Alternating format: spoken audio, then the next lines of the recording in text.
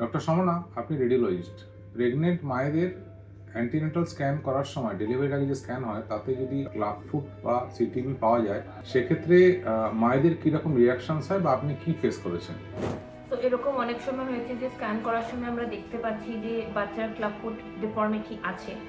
তখন আমি স্ক্যানটা শেষ করে আর বাকি সব কিছু দেখে মাদারকে হয়তো ইনফর্ম করেছি যে মা, বাচ্চার পায়ের মধ্যে ক্লাব ফুট সমস্যা আছে, আর বিভিন্ন আরও জিনিস এক্সপ্লেন করেছি, যেখানে মায়েরা অনেক সময় এটা নিয়ে প্রচণ্ড চিন্তিত হয়ে যায়। আর ওরা এটা বলে যে তাহলে ডক্টর, এত সমস্যা আছে যখন, আমরা বাচ্চাটাকে হয়তো আর কন্টিনিউ করব না, আর আমরা হয়তো অ্যাবর্শনের দিকেই, মানে টার্মিনেশনের দিকেই এগোবো।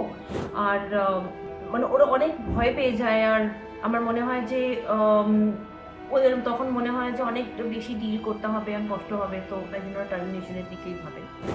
কিন্তু ক্লাব ফুট সম্পূর্ণভাবে সেরে যায়। প্লাস্টার বা ব্রেস দিয়ে চিকিৎসা করলে ক্লাব ফুটের সম্পূর্ণ নিরাময় সম্ভব এবং সেক্ষেত্রে বাচ্চার সুস্থ জীবন লিড করে। সুতরাং ক্লাব ফুট মানেই যে সেটা অ্যাবর্শন করার প্ল্যান হতে হবে, এটা যেন কখনোই মাথায় না আসে।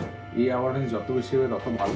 যদি আমি অ্যাবর্শন করেও থাকি বা কোনো কারণে প্রেগনেন্সি লসও হয়, তো সেকেন্ড বেবিকে আবার ক্লাব ফুট হবে না, এর তো কোনো অ্যাসিওরেন্স নেই। সুতরাং ক্লাব ফুট নিয়ে এত ভয় পাওয়ার কোনো কারণ নেই। ক্লাব ফুটের আধুনিক চিকিৎসা আছে, যাতে বাচ্চা সম্পূর্ণ সুস্থ জীবন যাপন করতে পারে।